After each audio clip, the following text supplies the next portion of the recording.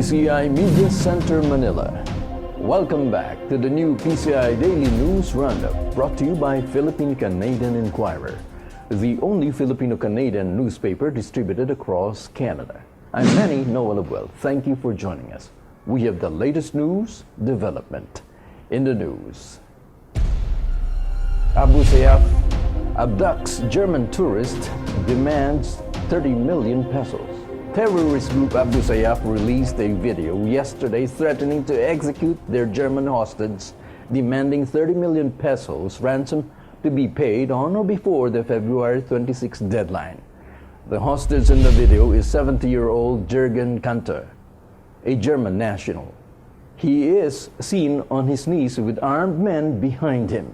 He spoke in German, appealing to his family and his government to save him. Kantner and his partner Sabine Mers were in their yacht by the coast of Sabah when the terrorist group caught them in early November last year. Mers was found dead on the yacht, which was later found off the coast of Pagutaran Island in Sulu. The government mentioned that they are not to deal with terrorists, but assured that the military will exert its efforts to rescue the German hostage, if possible without the use of giving ransom. According to the military, the Sayyaf is currently holding 27 local and foreign hostages in Sulu and Basilan. Sombero promises to testify on Bureau of Immigration scandal.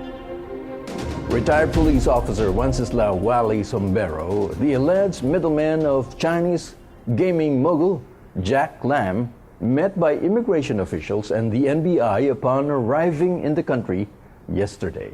Sombero insists that he is no briber, but rather a whistleblower of activities related to extortion within the Bureau of Immigration. He also denied going into hiding, as he was confirmed to have stayed in Vancouver for a few days after acquiring an allowed departure order from Justice Secretary Vitaliano Aguirre II.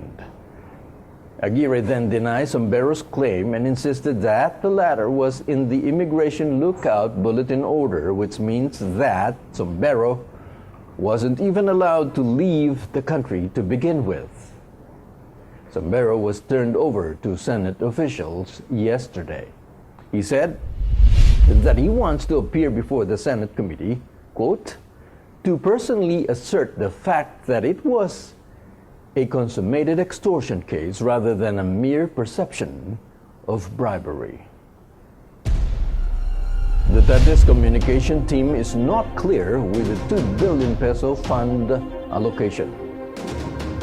In a speech before the media on Sunday in Surigao, President Rodrigo Duterte promised earthquake victims that he will issue 2 billion peso for further aid and assistance.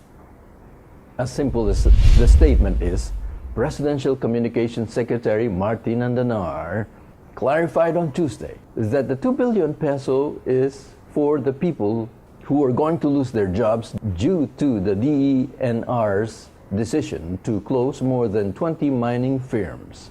However, Presidential spokesman Ernesto Abella affirms what the President meant.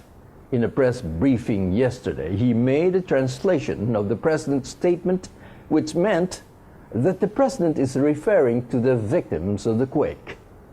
Abella also mentioned that the President is willing to help the victims, but he didn't specify a specific amount. Surigao City officials expressed their disappointment over Andanar's statement, but said that they respect the decision. Meanwhile, the DSWD said it provided 7 million peso worth of assistance and are still seeking for more donations for the victims. And that's the roundup news for today.